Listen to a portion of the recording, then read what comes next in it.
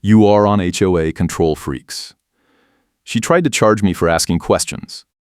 I care what the rule says. That is what Janice Williams screamed at me before she planted a bright orange traffic cone directly behind my rear bumper and announced that my car was now officially blocked for safety reasons, and towing was justified. I was standing in my driveway in Copper Canyon Estates Terrace, Lexington, Kentucky, holding a coffee cup because I had just run outside fast when I heard her voice. I take care of my disabled younger brother, and any towing or gate harassment would turn into a crisis fast. Janice is the communications director for the HOA, which means she controls every email blast and compliance notice that goes out. She had her phone up to her ear and she was already saying the word tow. I work as a municipal code researcher, which means I read city ordinances and zoning laws for fun, and I knew for a fact that guest parking enforcement in our neighborhood had zero basis in fire code. But Janice did not care about facts. She cared about control. She pointed at the cone like it was evidence in court. "You parked in violation of the new guest enforcement protocol," she said. "This vehicle is marked for removal." I looked at my car. It was parked in my own driveway. Not on the street, not in a fire lane, not blocking anything. My driveway. "Janice, this is my driveway," I said. She shook her head fast. "Your second vehicle does not have a valid resident decal, and you exceeded the household parking allocation under the revised compliance standards, which means overflow vehicles are subject to immediate enforcement action." I blinked. My second vehicle. I only had one car. My brother had a car too, but it was parked in the garage. I was about to say that when I noticed the reflective triangle marker set she had placed near my front wheel, like my car was a roadside hazard. This had started 3 days earlier when a delivery driver blocked the main lane for maybe 30 seconds to drop off a package. Janice had been walking her dog and she saw it happen, and she used that as the trigger to launch a neighborhood-wide parking crackdown. She sent an email blast that same night announcing a new compliance hotline, which was really just her personal cell phone. The email said any resident could report a parking concern and enforcement would be immediate. No warning, no appeal, just a bright orange violation notice and a tow authorization. I kept records of everything: emails, notices, meeting minutes. I had a folder on my desktop labeled HOA receipts, and it had timestamps, photos, and copies of every rule revision they tried to sneak through. So when Janice said I was in violation of a revised compliance standard, I knew exactly what she meant. 2 weeks ago, the board had quietly updated the parking rules in a document they posted to the resident portal at 11 at night. No meeting. No vote. Just a PDF with new language that let them tow any vehicle without a current year decal, even if it was parked on private property. The problem was that the HOA had not issued any current year decals yet. They kept saying the vendor was delayed. So technically, nobody in the neighborhood was compliant, which meant Janice could target anyone she wanted. I took a breath. "Janice, the decals have not been distributed yet," I said. "Nobody has one." She smiled, and it was not a friendly smile.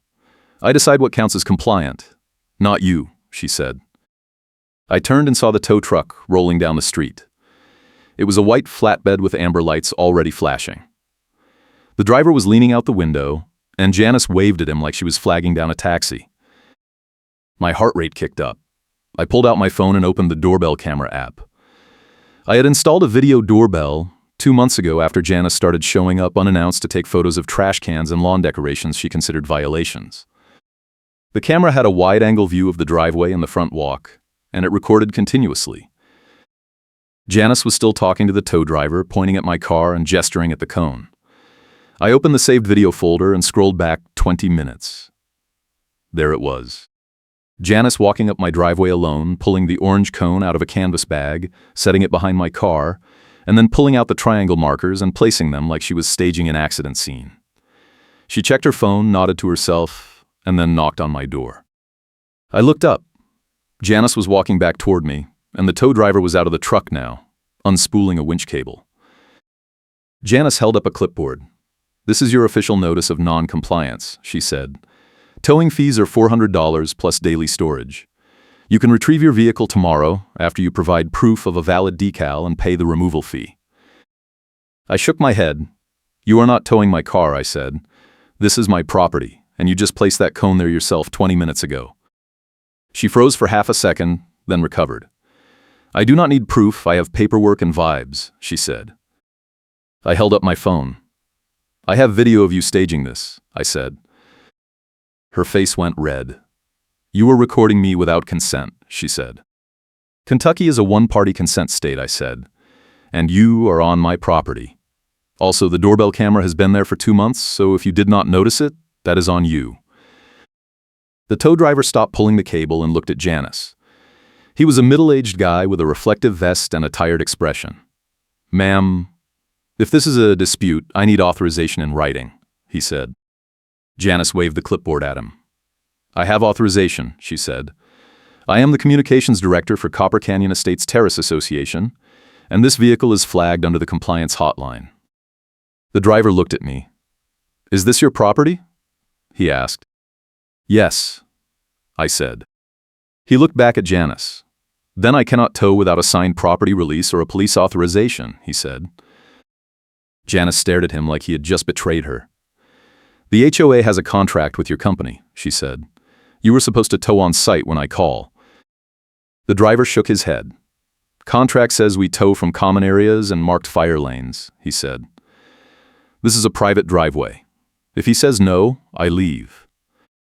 Janice made a noise that sounded like a hiss. Fine, she said. Then I will escalate this through the proper channels, and you will receive a formal notice tomorrow. She turned and walked away fast, pulling the orange cone with her and leaving the triangle markers on the ground. The tow driver gave me a look that said he dealt with this kind of thing every week. Then he climbed back into his truck and drove off. I stood there for a minute, holding my coffee cup and watching the amber lights disappear around the corner. Then I went inside and called my attorney. Her name was Rebecca Moss, and she specialized in HOA disputes. I had her on retainer because Copper Canyon Estates had a reputation for treating residents like suspects, especially after dark, when Janice and the board president liked to do surprise inspections. Rebecca answered on the second ring. I explained what had just happened. She listened without interrupting, and then she said one sentence. Send me the video and every email you have from Janice in the last 6 months. I did. I also sent her the revised parking policy PDF, the original rules from when I moved in, and a spreadsheet I had been keeping that tracked every compliance notice I had received. There were 14 notices in 8 months. None of them had resulted in fines, because I challenged every single one with timestamps and photos, and every single one got quietly dropped. Rebecca called me back an hour later. This is harassment, she said. And the revised policy is unenforceable, because it was not properly noticed under Kentucky statutes. But the bigger problem is that they are using a tow vendor as a threat without following their own procedure. That is extortion. What do I do? I asked. You document everything, she said. Every interaction, every notice, every email. And you do not engage with Janice directly unless you are recording. If she shows up again, you film it, you stay calm, and you tell her to contact your attorney. Do not argue. Do not explain. Just redirect. I nodded even though she could not see me. What about my brother? I asked. If they tow his car or block him at the gate, he is stuck. He has physical therapy twice a week, and he cannot miss appointments. Rebecca paused. Does Janice know about your brother? She asked. I told her once in an email, I said, when they tried to fine me for having a wheelchair ramp installed without architectural approval. Rebecca made a sound like she was writing something down. Okay, she said. If they target your brother, that is disability discrimination, and that opens up a whole different legal avenue. Keep me updated, and do not let them provoke you into doing something stupid. I hung up and looked at my brother. He was sitting on the couch in the living room, watching a cooking show with subtitles on. He looked over at me. They tried to tow the car again, he asked.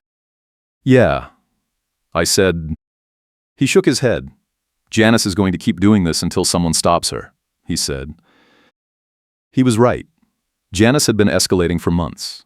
It started with petty stuff like trash can placement and lawn ornaments, then moved to noise complaints, then guest parking, and now she was running a compliance hotline that let her manufacture violations whenever she felt like it.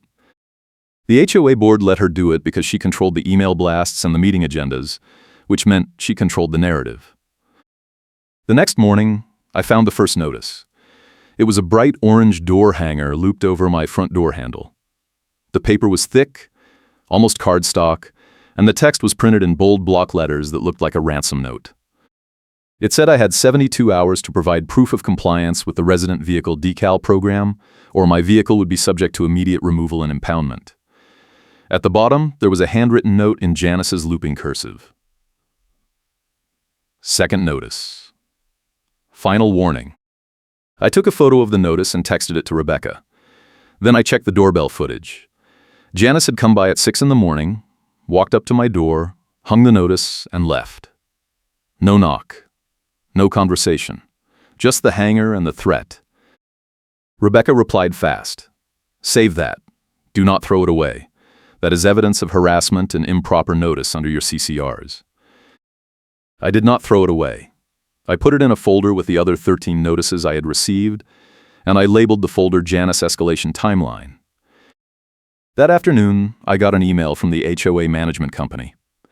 It was a generic message sent to all residents, but the subject line made it clear who the target was. Reminder, all resident vehicles must display a valid current year decal by end of week. Vehicles without decals will be subject to enforcement action beginning Monday. It was Thursday.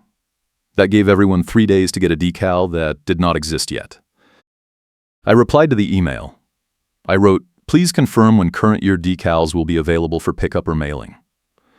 As of today, no decals have been distributed, which makes compliance with this deadline impossible. The reply came back in 10 minutes, and it was from Janice. Decals are available by appointment only. Contact the compliance hotline to schedule.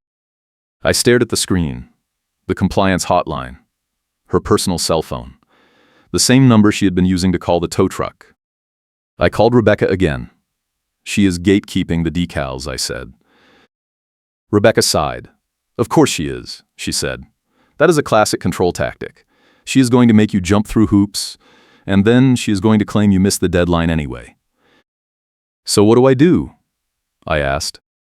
"You request the decal in writing," she said. "Email the management company, not Janice. CC the board president. Ask for the decal to be mailed or made available for pickup at the management office. If they refuse or ignore you, that is evidence of bad faith." I did exactly that. I sent the email at 4 in the afternoon, and I CC'd the board president, the property manager, and Rebecca. I kept the language polite and factual. I am requesting a current year resident vehicle decal as required under the updated parking policy. Please advise on pickup or mailing options. My vehicle information is on file.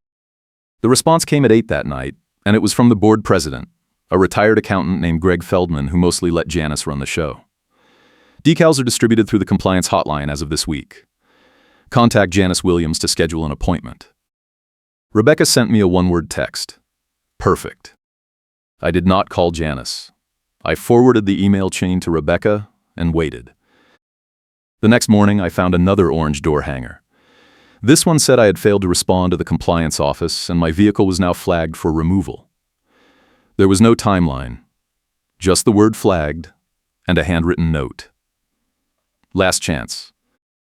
I checked the footage. Janice had come by at 5:45 in the morning. She was wearing the same white blazer and carrying a canvas bag full of orange hangers. She walked up my driveway, hung the notice, took a photo of my car with her phone, and left.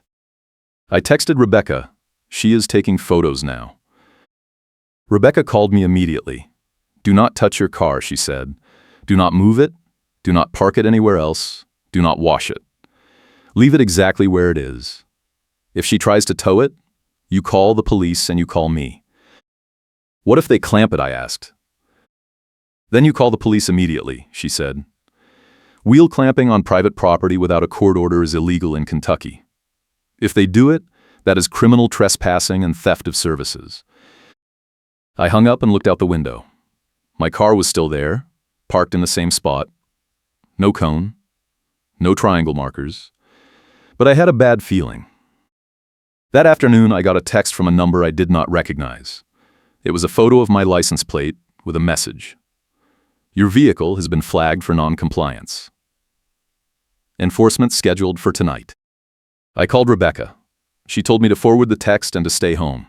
If anyone shows up, record everything and do not let them on your property. I stayed home. My brother stayed home. We sat in the living room with the lights on and the doorbell camera app open on my phone.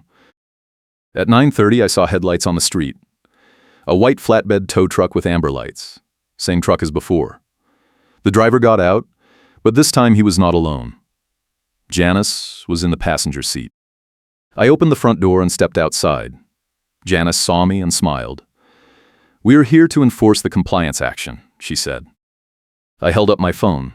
"You are on camera," I said, "and you are about to commit a crime." The tow driver looked uncomfortable. He held up the clipboard. "I have an authorization signed by the HOA," he said. "From who?" I asked. He looked at the paper. "Janice Williams, Communications Director," he said.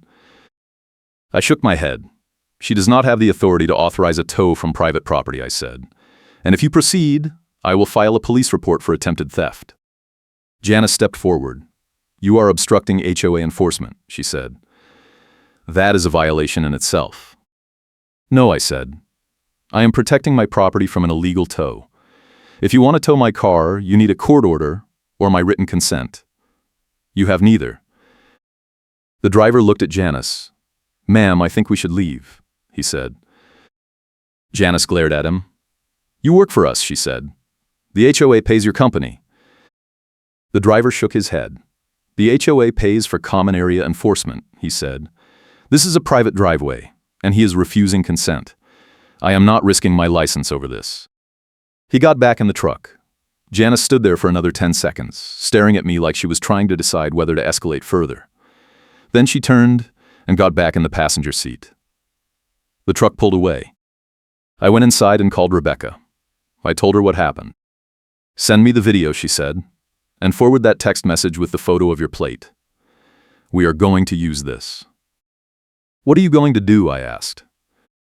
"I am going to file a formal complaint with the management company and demand that Janice be removed from any enforcement role," she said. "And if they refuse, we escalate to the state." I sent her everything. Then I sat down and wrote an email to every resident in Copper Canyon Estates. I used the HOA directory, which was technically against the rules, but I did not care anymore. I wrote, "If you have received a parking violation notice in the last 2 weeks, you are not alone. The compliance hotline is being used to target residents without proper authorization. If you want to fight back, contact me. I have documentation and legal support." I sent it at midnight. By the next morning, I had 37 replies. If you want to see how this turned into a full neighborhood uprising, hit like and subscribe, because this story gets so much worse. One of the replies was from a retired police officer named Tom Chen, who lived 3 streets over. He wrote, "Janice tried to tow my son's car last week while he was visiting. I told her to leave or I would arrest her for trespassing. She did not come back. If you are organizing a response, count me in." I called Tom that afternoon. He was in his 60s, calm and methodical, and he had been a sergeant with the Lexington PD for 28 years before he retired. He told me that he had been watching Janice operate for the last year, and he knew exactly what she was doing. "She is running a shakedown," he said. "The tow vendor is probably giving her a kickback for every car they impound. That is why she is pushing so hard. It is not about compliance. It is about money." I asked him if he had proof. "Not yet," he said. "But if we can get access to the HOA financials, we can trace the payments to the tow company and see if there is a pattern. If she is getting kickbacks, it will show up in the vendor contract or in reimbursements." "How do we get the financials?" I asked. "You request them," he said. "Kentucky law says HOA members have a right to inspect financial records with reasonable notice. You send a written request to the board and the management company, and they have to provide them within 30 days. If they refuse, you file a complaint with the state attorney general." I sent the request that night. I wrote, "I am formally requesting access to HOA financial records for the past 2 years, including vendor contracts, enforcement payments, and compliance-related expenses. Please advise on inspection availability." The reply came the next morning from Greg Feldman, the board president. "Your request is noted. The board will review and respond within 30 days. Tom called me. 30 days is the maximum, he said. They are stalling. That means they know something is in there they do not want you to see. What do we do while we wait? I asked. We organize, he said. Get everyone who replied to your email together for a meeting. If enough people show up, the board will panic. I scheduled a meeting for Saturday afternoon at the community clubhouse. I sent an invite to everyone who had replied, and I posted a notice on the resident message board. The subject line was, Parking Enforcement Discussion. Open to all residents. Janice saw the notice within an hour. She sent an email blast to the entire neighborhood. Unauthorized use of HOA facilities is prohibited. Any gathering not approved by the board will be subject to fines and removal. Tom replied to the email blast with one sentence.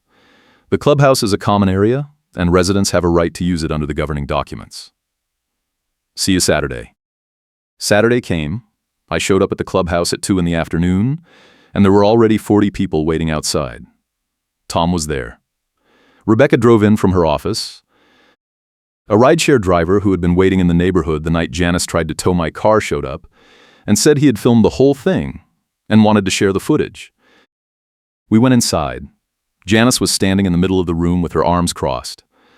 The clubhouse is reserved, she said. No, it is not, Tom said. I checked the calendar this morning. It is open. Janice pulled out her phone. I just reserved it, she said. Tom smiled. Reservations require 24 hours notice under the facility use policy, he said. You cannot retroactively block a meeting. Janice stared at him. Then she turned and walked out. She stood outside the clubhouse window and took photos of everyone who entered. Inside, Rebecca stood at the front of the room. She introduced herself and explained that she was representing multiple residents in disputes with the HOA. Then she laid out the facts. Janice had sent over 200 parking violation notices in 6 months. Less than 10% of those notices had resulted in actual violations under the governing documents. The rest had been withdrawn after residents challenged them. That pattern, Rebecca said, was evidence of bad faith enforcement. Tom spoke next. He explained that the compliance hotline was not authorized under the HOA bylaws. The bylaws required that all enforcement actions be approved by the board in a recorded vote. Janice was acting unilaterally, which meant every notice she issued was invalid. Then the rideshare driver stood up. He played the video he had filmed on his phone. It showed Janice standing in the street, pointing at my car, and telling the tow driver to hook it up. The driver asked if she had authorization. Janice said she did not need authorization because she was the communications director. The tow driver refused and drove away. The room went quiet. Then someone in the back raised their hand. I got a notice last week for having a guest car parked in my driveway overnight, they said. Janice claimed it was a fire hazard. But my driveway is 100 feet from the street. How is that a fire hazard? Someone else spoke up. She left a notice on my door saying my truck was too tall and violated the aesthetic standards, they said. My truck is stock height. I bought it from a dealership. A woman near the front said she had received 3 notices in 1 week for having a lawn service vehicle parked in front of her house during the day. Janice claimed the vehicle was abandoned. The lawn service had been there for 20 minutes. Rebecca took notes. When everyone finished, she said, "This is a pattern of harassment. If we can prove that Janice is acting outside her authority and targeting residents without cause, we can force the board to remove her and void all the notices she issued." How do we prove it? Someone asked. We get the financial records, Rebecca said, and we get the enforcement logs. If Janice is keeping a list of targets, it will show up in the logs. If she is getting paid by the tow vendor, it will show up in the financials. Tom raised his hand. I already requested the financials, he said. The board has 30 days to respond. If they refuse, we file a complaint with the state. What do we do in the meantime? Someone asked. We keep documenting, Rebecca said. Every notice, every interaction, every photo Janice takes. Save everything. And if she tries to tow anyone, you call the police immediately and you call me. The meeting ended at 4. As we walked out, Janice was still standing by the window. She stared at me and did not blink. Then she turned and walked toward the parking lot. I watched her get into her car, and I saw her pull out a clipboard and start writing. She was taking down license plate numbers. I texted Tom. "She is making a list." He replied, "Let her. It is more evidence." That night I found another orange door hanger. This one was different. It said I was being summoned to a special board meeting on Monday at 7 in the evening to address multiple compliance violations. The violations were listed in bullet points, and every single one was vague. Failure to maintain property standards, unauthorized vehicle storage, obstruction of HOA duties. I forwarded the notice to Rebecca. She called me immediately. "They are going to try to railroad you," she said. "This is an ambush. They will stack the meeting, cut your mic, and vote to fine you before you can defend yourself." "Can they do that?" I asked. "Technically, no," she said. "The bylaws require that residents be given 10 days' notice for any hearing involving fines. But they are going to claim this is an emergency session. You need to show up with witnesses and a recording device. Do not let them control the narrative." I called Tom. He said he would be there. I called the rideshare driver. He said he would bring his footage. I called 3 other residents from the meeting. They all said they would show up. Monday came. I arrived at the clubhouse at 6:45. The parking lot was already full. Janice was standing at the entrance with a sign-in sheet. She looked at me and smiled. "You are required to sign in," she said. "I am not signing anything," I said. "Then you cannot attend," she said. Tom walked up behind me. "The bylaws do not require sign-in for board meetings," he said. "Meetings are open to all members unless the board votes to go into executive session." Janice glared at him. "This is a compliance hearing, not a general meeting," she said. Tom pulled out a printed copy of the bylaws. "Section 12, paragraph 4, he said. "Compliance hearings follow the same procedural rules as general meetings. Sign-in is optional." Janice did not move. Tom stepped around her and walked inside. I followed him. So did the rideshare driver and the other residents. The board was already seated at a table in the front of the room. Greg Feldman was in the center. Janice sat at the end. There was no microphone for residents. There was no agenda posted. Greg opened the meeting by reading a prepared statement. "This is a special session to address ongoing compliance violations by a resident who has repeatedly obstructed HOA enforcement efforts." He did not say my name, but everyone knew who he meant. I raised my hand. "I would like to speak," I said. Greg shook his head. "This is not a public comment session," he said. "The board will present the findings, and you will have an opportunity to respond at the end." Rebecca stood up. She was sitting in the back row, and she walked to the front. "My name is Rebecca Moss, and I am legal counsel for the resident you are discussing," she said. "Under Kentucky law and your own bylaws, residents have a right to representation and a right to present evidence. If you proceed without allowing my client to speak, this hearing is invalid." Greg looked at Janice. Janice looked at her phone. Then she stood up. "We do not recognize your authority here," she said. Rebecca smiled. "Then you do not recognize Kentucky statutes or your own governing documents," she said. "That is going to be an interesting argument in court." Greg held up his hand. "Fine," he said. "You can speak." 5 minutes. I stood up and walked to the front. I had my phone in my hand, and I opened the folder with all the notices, emails, and videos. I started with the orange door hangers. I held up the first one. "This is from 2 weeks ago," I said. "It claims I violated a parking policy that was posted online at 11 at night with no notice and no vote. I requested a decal through the proper channels, and I was told to call the compliance hotline. The compliance hotline is Janice's personal phone. When I did not call, she flagged my car for towing." I held up the second hanger. "This is from 1 week ago. It says my car is a safety hazard. My car is parked in my own driveway, 100 feet from the street. Janice placed an orange cone behind my car and called a tow truck. I have video of her staging the scene. I played the video on my phone. The board watched in silence. Janice crossed her arms. I held up the text message. "This is from an unknown number," I said. "It says my car was flagged for enforcement. The photo attached is my license plate. I received this message the same day Janice tried to have my car towed. I looked at Janice. "Did you send this?" I asked. She did not answer. Tom stood up. "I have a question for the board," he said. "How many parking violation notices has Janice issued in the last 6 months?" Greg looked uncomfortable. "I do not have that number," he said. Tom held up a printed spreadsheet. "I do," he said. 212 notices. Of those, only 18 resulted in actual fines. The rest were withdrawn after residents challenged them. That is a success rate of 8%. If Janice was acting in good faith, the success rate would be higher. The only explanation for this pattern is that she is using the compliance hotline to harass residents. Janice stood up. "That is defamation," she said. Tom smiled. "It is statistics," he said. Rebecca stood up. "I have requested HOA financial records to determine whether there is a financial relationship between Janice and the tow vendor," she said.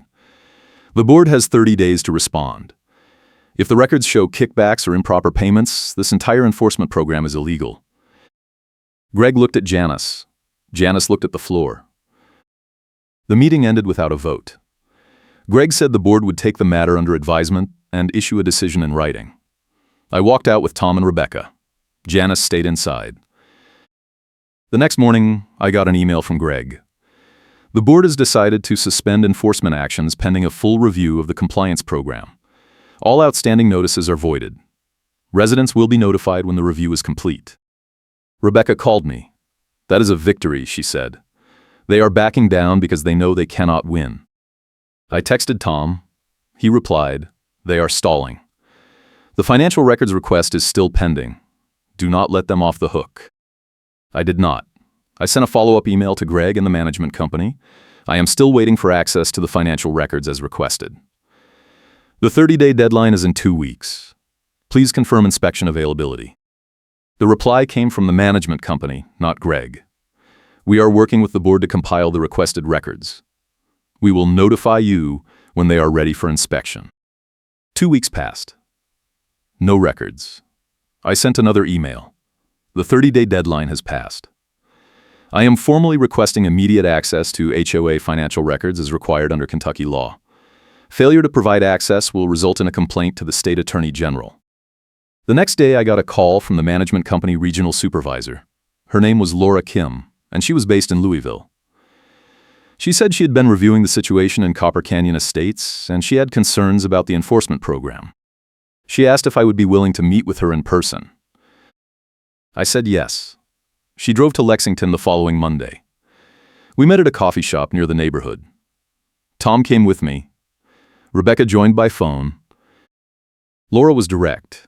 She said the management company had received multiple complaints about Janice in the last year, and they had been ignored by the local property manager who reported directly to the board.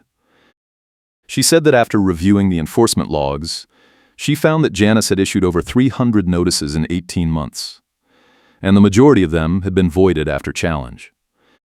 She also said that the tow vendor contract included a clause that paid the HOA a percentage of towing fees, and Janice had been the person who negotiated that contract. Rebecca asked if the percentage went to the HOA or to Janice personally. Laura said the contract specified that payments went to the HOA, but there were reimbursements listed in the financial records that went directly to Janice for compliance program expenses. The reimbursements totaled over $6,000 in 6 months, and the receipts were vague. Office supplies, compliance materials, vendor coordination. Tom asked if Laura had the financial records with her. She did. She handed me a flash drive. "This is everything," she said. "Contracts, invoices, reimbursements, enforcement logs. I am giving this to you because I think the board has been operating in bad faith, and I think residents have a right to know." I took the flash drive. Rebecca asked if Laura was willing to testify if this went to court. Laura said yes. That night, I reviewed the records with Tom and Rebecca. The tow vendor contract was damning. It showed that the HOA received a 15% kickback on every towing fee, and Janice had signed the contract as the HOA representative.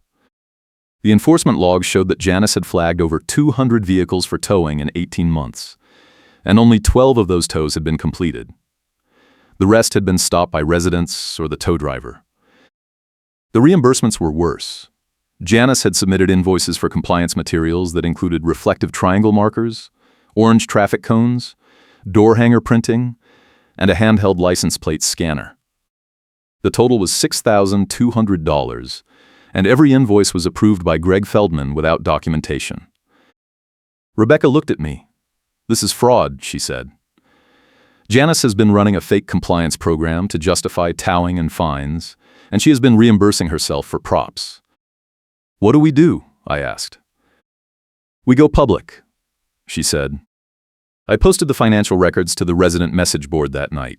I wrote, "These are the HOA financial records I requested under Kentucky law. They show that Janice Williams has been operating a fraudulent compliance program funded by kickbacks from the tow vendor.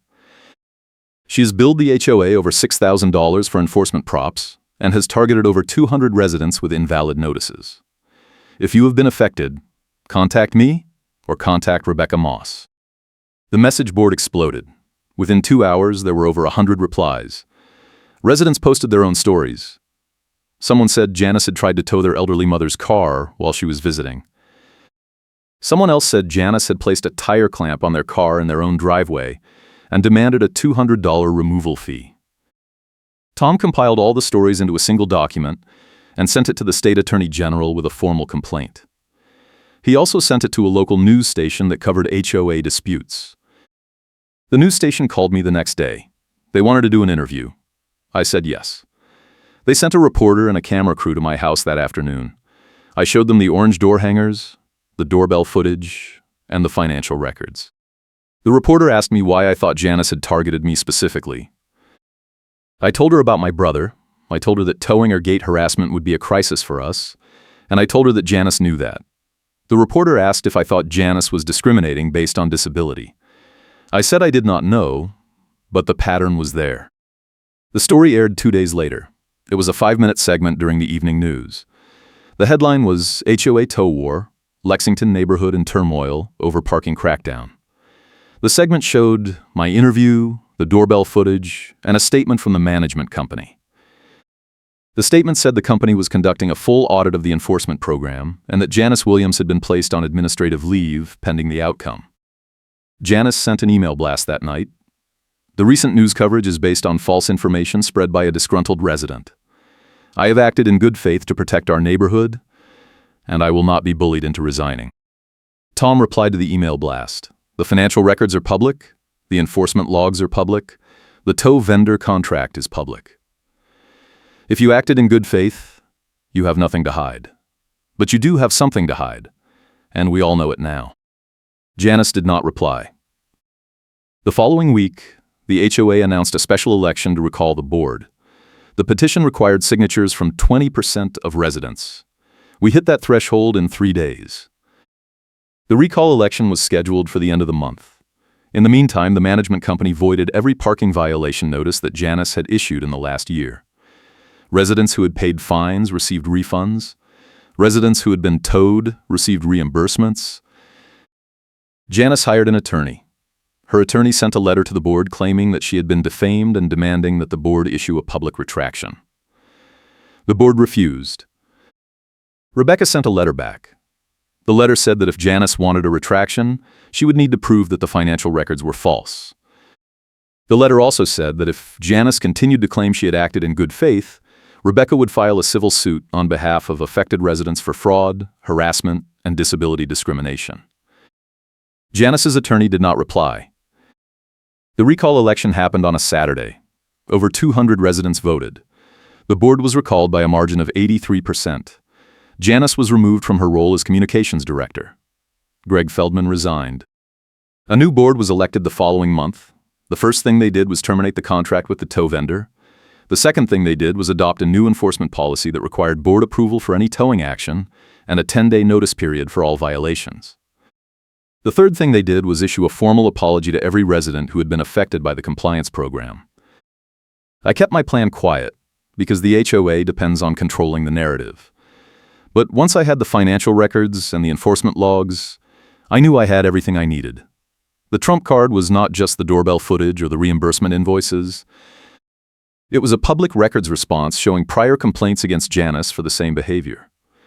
Laura Kim, the regional supervisor, had found records of complaints from 2 other neighborhoods where Janice had worked before Copper Canyon Estates. In both cases, residents had reported her for aggressive enforcement and misuse of HOA funds. In both cases, she had been quietly moved to a different property before the complaints could be fully investigated. I showed the evidence to Laura Kim instead of the local property manager, because I knew the local manager was protecting Janice.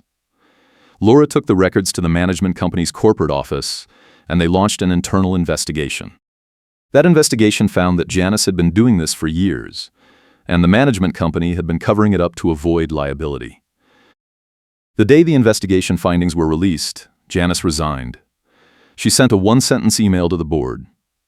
"I am resigning effective immediately." No apology, no explanation, just resignation. The management company issued a statement apologizing for failing to act on prior complaints. They also announced that they were implementing new oversight procedures to prevent similar abuses in the future. Tom called me that night. "We won," he said. Rebecca called me the next day. "The attorney letter I sent forced a retraction and a refund," she said. "Every resident who paid a fine or a towing fee in the last year is getting their money back. That is over $40,000. I stood in my driveway and looked at my car. No cone, no triangle markers, no orange door hanger, just my car, parked where it belonged. My brother came outside. "Is it over?" he asked. "Yeah," I said. "It is over." He smiled. "Good," he said. Janice was a nightmare. She was. But the funny thing is, she never saw it coming. The moment that broke her was not the doorbell footage or the financial records or the recall election. It was the moment she claimed she never came by to place the notices, and the doorbell video played in front of the entire neighborhood at the special meeting. She had stood up and said, "I do not need proof, I have paperwork and vibes." And then someone in the audience asked her to explain why the video showed her walking up my driveway with a bag full of orange hangers. She tried to say the video was edited, but Tom pointed out that the timestamp matched the metadata, and the file had not been altered. She sat down and did not speak for the rest of the meeting. That was the moment her credibility collapsed in front of witnesses, and that was the moment the board realized they could not protect her anymore. The HOA dropped the case to avoid a public records mess, because once the financial records were released, they knew they were exposed. If they had tried to defend Janice, the state attorney general would have launched a formal investigation, and the management company would have been liable for fraud and negligence. In the end, Janice lost everything. Her role, her reputation, her credibility, and the neighborhood voted her out at the next election, which was not even necessary because she had already resigned. The new board implemented a guest parking policy that actually made sense. Guests could park in any driveway or any designated guest spot without a permit. Overnight parking required a free guest pass that could be requested online with no approval needed. Fire lane enforcement was handled by the fire marshal, not the HOA, and residents could request a hearing for any violation before any fine was issued. It worked. The complaint stopped. The compliance hotline was shut down. The tow vendor was replaced with a company that only towed abandoned vehicles or cars blocking emergency access, and even then, only after police authorization. Tom became the new board president. He ran on a platform of transparency and accountability, and he won by a landslide. One of his first acts was to publish the HOA budget and all vendor contracts on the resident portal. He also created a formal appeals process for any enforcement action, and he required that all board votes be recorded and posted online. Rebecca told me that the case had become a model for how to fight HOA abuse. She used the Copper Canyon Estate situation in presentations at legal conferences, and she said it had helped dozens of other residents in similar disputes. I kept the orange door hangers in a folder. I labeled it Evidence of Janice. Sometimes I look at them and remember how close I came to losing my car, my peace of mind, and my ability to take care of my brother. And then I remember that I fought back, and I won.